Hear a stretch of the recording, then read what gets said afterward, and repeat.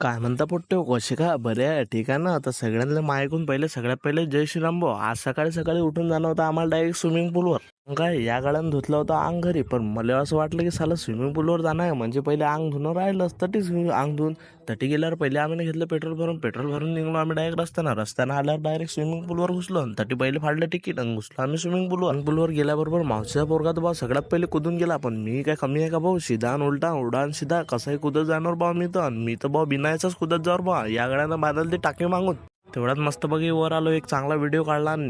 हा पोरं तर बा कसाही धुवत जा. म्हटलं ते सोड बा, आता जाऊ आपण घरी. घरी जाता आता केस तशी झाली पुढे रटसणार बा. या पाण्यानं कशी केस होता. मी काळा झालतो बा थोडसा एकदम भारी भाऊ.